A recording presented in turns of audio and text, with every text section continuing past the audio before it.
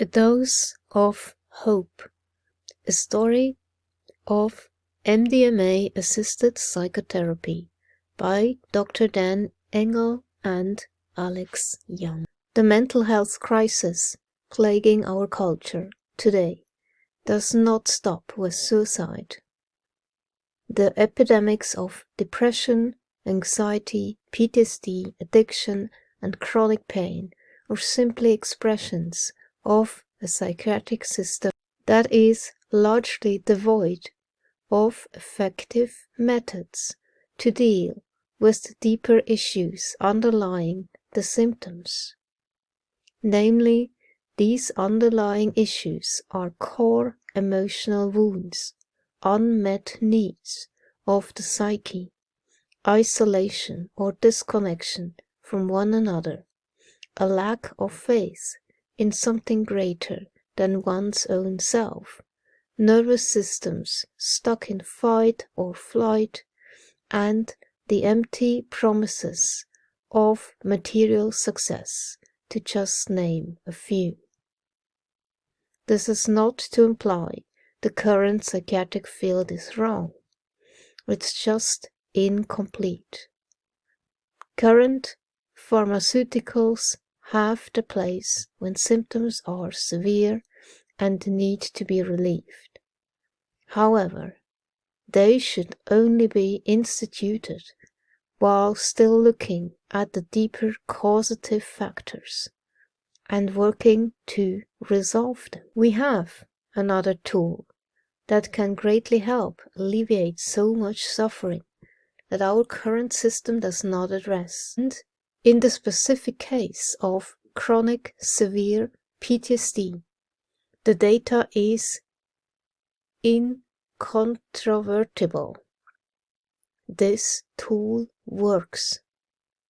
That tool, broadly speaking, is MDMA-assisted psychotherapy. PTSD stands for post-traumatic stress disorder.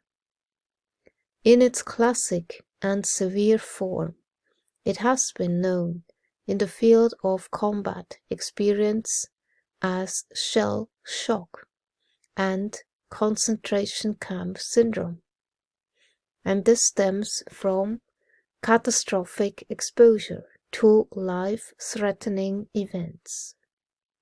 Today, that relatively limited definition has been expanded to include a wider demographic of people who have experienced a more varied trauma history, where their significant symptoms have still left them severely compromised. When it comes to treating chronic severe PTSD, the current standard of care model, psychotherapy and medication management, has a roughly 35% improvement rate. Compare this to chronic severe PTSD treated with MDMA-assisted psychotherapy. It has roughly a 70% cure rate. Cure here is defined as the patient no longer meeting the criteria for PTSD. It's an incredible time for the field of mental health and wellness. We've never been this close to delivering such powerful healing agents to the masses, and I couldn't be more excited. I'm so inspired, in fact, that I have dedicated my life to being part of the process that helps medicines like MDMA become widely available and better understood. Yes, I want to do this for the obvious reason. It will help a lot of people. Ideally, we become, more and more oriented towards moving from the me, mine, and the I to the us, the we, and the all, and it becomes less about us. But the way our psyche and nervous systems develop in those early stages, we are very egocentric, and when it becomes so overwhelming that, the supreme being in my life is now the bearer of such trauma, it can overload the circuit to blowing a fuse. And then at that point, it becomes walled off. And the protective mechanism of the ego comes in and kind of like puts that memory on the back burner, away in the closet, in the recesses of the subconscious, to be buried, to eventually, ideally, become made whole again. But until we're given the safe space to do that, with the medicines that allow the fear mechanism to significantly ratchet down in the midst of a safe, connected environment and interpersonal process of radical support, radical love, radical availability to, the therapist in that moment becomes like the external auxiliary orientation to self-compassion, just imbuing compassion where I might not be able to access it on my own, because oftentimes those deeply seated traumatic experiences have a lot of shame and guilt associated with them. Memory after memory like this of me failing at something, being mocked or shamed or emotionally castrated by people telling me where I fall short or what I couldn't do. It was brutal, but I sat back and I felt all of the emotions. I felt the heat of the shame, the cold of the loneliness, the gut-wrenching misery of being told I wasn't good enough. When that gets to be brought home and then met with love, ideally in the context of a therapist who knows that trauma recovery process, then it gets to rewrite that entire narrative towards more of like a truth moment. Like Don Howard would describe the medicine paths and the medicines themselves as clarigens, right? In that moment, we see the clarity of truth and how that trauma became to be and how we were just a part of this whole thing playing out. And now that exiled part, now we're talking more about parts work or internal family systems work. That's the predominant psychotherapeutic orientation towards MDMA supported psychotherapy, at least in the MAPS trials. Like Michael and Annie Mithofer in those first phase 1, phase 2 trials, the success rates were so good because they are so good in that therapeutic role. And they're so good, particularly with that internal family systems, which is parts work. We bring all the parts home, give them the talking stick and the microphone so that they can speak the traumatic experience into awareness, be validated from their own position. The rescuer parts of ourselves just trying to keep us safe. Yeah. The traumatized parts trying to figure out what the freak is happening here. The sense of overwhelm, the sense of shame, especially if we think especially if it's sexual abuse when we're really young, then there's like this perverse pleasure that we're also feeling shame about, and so confusing. I was able to sit in a really well-conducted, ceremony.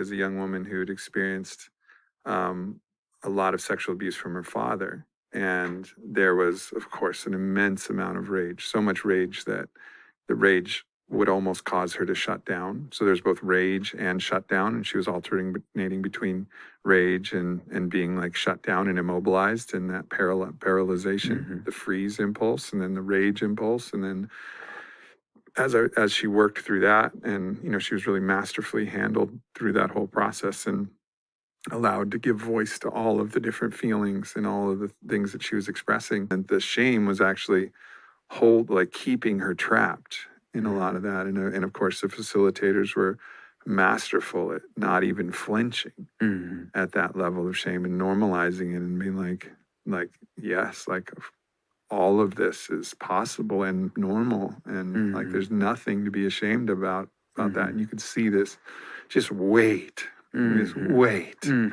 just peeling off of her. It was like beautiful. It was just like, just tears just flowing. I'm like, wow, like that was possible. That's such a good description of the weight peeling off. That's what trauma is. It's a psychic weight. Yeah, and the weight and the energetic cost of holding up these walls. They're walling off aspects of your psyche and memory And then what's happening, the festering that's happening behind the walls is one thing, but then also the energy required to keep a force field up, a force field impenetrable to our own recollection and perception. That's a lot of weight. So fatigue is another thing that you see in people who have these kind of things, like, oh, why am I always tired? My diet's good, I'm working out. Why am I always tired? Well, you're tired because well, there could be many reasons, of course, and I don't want to be reductionist, but part of it is you're powering a force field, you know, and whatever else is going on, dealing with whatever other wounds that are going on behind that. But you're powering a force field. That's a cost. Yeah, it's an energetic cost. It's constantly running. Yeah. It's like a program that's constantly running in the background that's just chewing away our like full life force psychic experience. You talk about this in this book, A Dose of Hope. It's a good name. It's a good name because a lot of these, the trials that MAPS has run on MDMA-assisted psychotherapy, particularly for veterans and first responders, the inclusion criteria for most people in the trial, they might have expanded it, but at least when I was following it, was treatment-resistant PTSD or trauma. Meaning they've gotten a battery of different pharmaceuticals, 10, 12, however many it was, and whatever other treatments that were available that were not MDMA, all failed. So normally you wouldn't run a trial with people where everything else had failed. Like, that's not how the pharmaceuticals run things, but MAPS is not that type of organization. They wanted to show that we're helping people that nothing else can help. Which is, I think, also why they've been, gotten the FDA fast track status and gotten so much support, bipartisan support from everybody being like, well, fuck, you're helping people in a way that nobody's been able to help before. And it's really powerful, and it is hope for the hopeless. Yeah, amen. Yeah, thank you for that recognition. So I started exploring all these different medicines and then realizing there's still so much to do in the education advocacy arena. And I wanted to be able to give people a dose of hope, to know that there are medicines available. We're doing our best to fast track them to legal therapeutic use at scale. And unfortunately, we still have brothers and sisters that are dying daily because these medicines aren't yet available. So we wanted to put the storyline into kind of an average person going through MDMA supported therapy, to kind of walk the reader through the process, and also to shine a light on this more contemporary appreciation for trauma, which is complex PTSD, which is classic PTSD, war experience, veterans on the battlefield. Complex PTSD, more like adverse childhood experiences over time of early neglect, maybe not so direct sexual overt abuse, but more of like the abuses of omission versus the abuses of commission. And these adverse childhood experiences over time set up the same kind of psychic structures and neurologic imprints that classic PTSD will do. So I wanted to demystify a little bit of the psychedelic psychotherapy, so we could kind of show it in a storyline, so as to offer a bit of hope to those that are really desperate and feel like there's nothing that's going to be helpful, to let them know that there are tools and we're doing our best. We still have a ways to go. Our nonprofit Thank You Life is kind of oriented towards that as well, as a psychedelic therapy funding stream to support people into medicine work that wouldn't be able to afford it on their own. Because at this point, when MAPS is able to push through MDMA therapy towards legal federal status, it's still going to be $10,000 to $15,000 per person per treatment series, because of the 3 medicine sessions with 2 therapists and 12 psychotherapy sessions around those. It's a lot of out-of-pocket expense. And at that price point, we're pricing out 95% of the population.